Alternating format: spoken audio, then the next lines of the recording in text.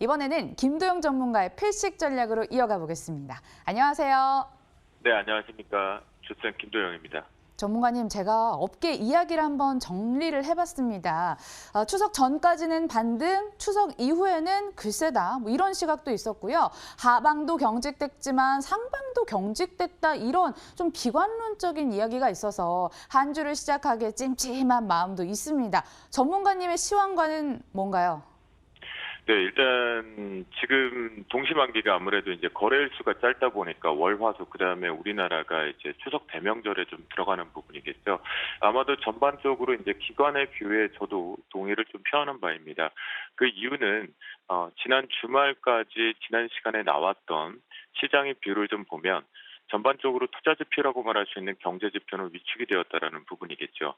그리고 그 속에서도 깜짝스러운 중국발에 대한 부양책이 확대됐다라는 부분이 시장의 방향성을 결정하는 데 있어서 좀 어려운 부분이 도래되고 있는데요.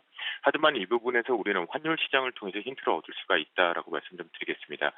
전일 같은 경우에 실제적으로 고점이 살짝 막히면서 조정 부분으로 열까 말까 고민하고 있는 찰나에 환율에 대한 안정성이 나오면서 이제부터는 아마도 우리는 1197원에 대한 이탈 부분이 발생이 돼서 저항이 걸린다라면 주식 비중을 좀 공격적으로 늘리겠습니다라는 부분에 대한 저는 뷰의 변함은 없습니다. 그 속에서 1,200원에 대한 저항대가 하나 걸렸고 전일 같은 경우에 다시 한번 급락 부분을 연출이 되면서 실제 이제는 1,197원 이하 쪽에서 거래가 되고 있습니다. 그렇다고 한다면 외국인들 같은 경우의 수급도 이제는 시장의 매도 규모 쪽으로 나오기보다는 공격적으로 시장에 이 부분의 원달러 환율에서 오히려 매수세가 좀 들어올 가능성이 높다라고 보시면 좋겠고요.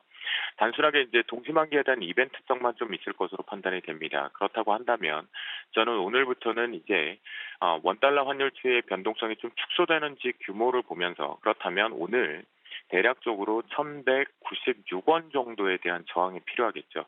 그랬을 때 오히려 매수하고 싶었던 종목군들을 공격적으로 좀 매수를 붙여보겠다라고 말씀 좀 드리도록 하겠고요. 또한 앞에서 말씀드렸던 깜짝스러운 중국발에 대한 유동성 공급, 지준율 인하가 또다시 한번 전격적으로 단행이 되었죠. 이 부분에 호재가 분명히 있었음에도 불구하고 미국 시장은 고용지표에 대한 돌발적인 악재 발표와 함께 경기 침체, 그다음에 독일발에 대한 위축 부분도 있었습니다. 그러면 시장은 이제 신흥국을 비롯해서 우리나라 쪽으로 매수가 들어올 거냐는 부분에 원달러로 체크해 보신다면 저는 긍정적으로 좀 몰아보겠다라고 말씀 좀 드리겠고요. 또한 이제 9월 동시만기 미결제 약정이 이제 전일부터 시작이 됐습니다. 다행히 긍정적으로 지금 30만 계약 이하 쪽으로 좀 들어오는 부분인데요. 이 부분을 놓고 보면 위와 아래가 이제 동시적으로 선물 시장 쪽에서 좀 열려 있는 부분인데요. 위쪽이 좀 막혀 있다 보니까 제가 이 얘기를 드렸습니다. 8월 6일과 8월 26일 날 저점 부분에서 저는 추가적으로 이 부분에 하나만 공포스러운 부분에 나와야지만 시장이 좀 빠를 것이다라고 말씀드렸는데 이 부분이 나오지 않고 녹색 쪽이 나오지 않고 저점이 나오지 않은 상태에서 슈팅을 바로 나갔다라는 부분이기 때문에 여기서 올라오는 폭을 보면 이미 시세와 함께 종목별들의 단기 고점 부분에 꽉 막혔다라는 부분입니다. 지난 금요일 날 반도체에 대한 전략 부분도 목요일부터 먼저 잡아드렸는데요. 그러다 보니까 고점에서 소강 상태인데 여기서 위쪽으로 여론 이벤트를 하기에는 아직까지는 수급의 싸움이 좀 필요하다라는 관점으로 바라보시면 좋겠고요. 그래서 오늘 같은 경우에도 다시 한번 필식 선물 변곡가 쪽에서 보는 부분은 전일보다 조금 더 낮은 267.30을 좀 저항 여부를 좀 보도록 하겠습니다. 이 부분이 이미 조금 꽉 차 있다라는 부분이기 때문에 잠시 눌려가도 된다라고 보시면 좋을 것 같겠고요. 오히려 이 속에서는 이 눌림목을 이용해서 종목이나 지수에 대한 바스켓 매매 쪽으로는 공격적인 매수를 좀 붙여보자라고 말씀 좀 드립니다. 또한 오늘 저점 부분에 대한 변곡가는 265점 70포인트로 좀 설정을 하도록 하겠는데요. 위쪽에서 대롱대롱 걸려있기 때문에 여기서 한번 저항이 걸리면서 수급에 동시만기에 대한 이슈 부분, 이게 특히나 스프레드 부분으로 잠시만 말씀 좀 드려보면 실제로 12월 물가의 가격 오차가 그닥 크지 않습니다. 보시면 스프레드 자체가 0.15포인트이기 때문에 세 틱의 오차 범위이기 때문에 크게 롤오버하는데 부담도 없거든요. 그래서 요거 지나봐야지만 외국인들 수급이 우리 쪽에 공격적으로 들어온지 볼 수 있다라는 걸 보시면 좋겠고, 그만큼 위쪽 상단을 제가 저항대를 조금 짧게 잡는 이유 중에 하나는 시장은 지금 고점에서 원달러 환율 그나마 방어했는데 변동성이 줄어들면 이제는 초급에 공격적으로 따라붙을 수 있다라는 것을 체크해 보시기 바라겠습니다. 그래서 금일에 이제 필식 테마 쪽으로 넘어가면서 좀 빠르게 말씀을 좀 드려보면 다행히도 이제 큰 피해는 많이 없었던 것으로 뉴스를 통해 집계가 됐습니다. 하지만 결국은 태풍이라든가 이 장마비에 의한 피해 부분은 폐기물들이 증가하는 부분이겠죠. 그래서 그 부분과 함께 자연재해에 대한 폐기물, 계속 호실적인 부분들은 여러분들 확인을 해보셨을 겁니다.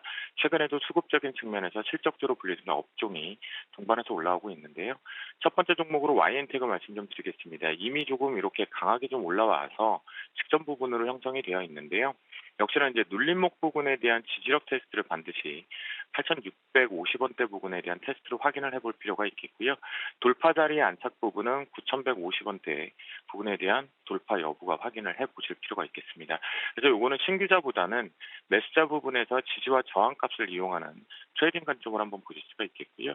두 번째 종목으로 이제 코엔텍입니다. 바닥권에서 다시 한번 다죽 형태를 잘 만들어주면서 반등을 하고 있기 때문에 기술적으로 요 11,000원에 대한 돌파가 나온다면 위쪽 부분에서는 한 번 더 11,400원대 이상 부분에 요 갭 부분에 대한 한 번은 도전을 해볼 가능성이 높다라고 보시면 좋겠고요. 지지력 테스트는 최근에 1,300원대의 강력한 지지력 테스트를 했기 때문에 실적에 분류된다라면 저는 4, 4분기에 기대를 해본다 폐기물은 한 종목 정도는 포트에 있는 것이 좋을 것 같습니다. 세 번째 종목으로 인선 ENT를 말씀 좀 드리도록 하겠는데요. 인선 ENT 같은 경우는 최근에 이제 불협화음이 있다가 동반해서 올라와서 지지력을 합니다. 그러면 동사 같은 경우는 이제 7,700원에 대한 강력한 지지력만 나온다라면 추가적으로 우상향을 좀 열어둘 수 있다라는 포인트로 바라보시면 좋을 것 같겠습니다. 마지막으로 이제 오래간만에 KC그린홀딩스를 좀 말씀드리도록 하겠는데요. 최근에 수급이 조금 긍정적으로 들어오고 있다는 부분과 직전 고점 부분을 뚫어내면서 안착을 했다는 부분이기 때문에 금일 같은 경우에 4,300원 돌파 여부를 좀 체크해 보시는 게 좋겠다라고 말씀 좀 드리겠고요.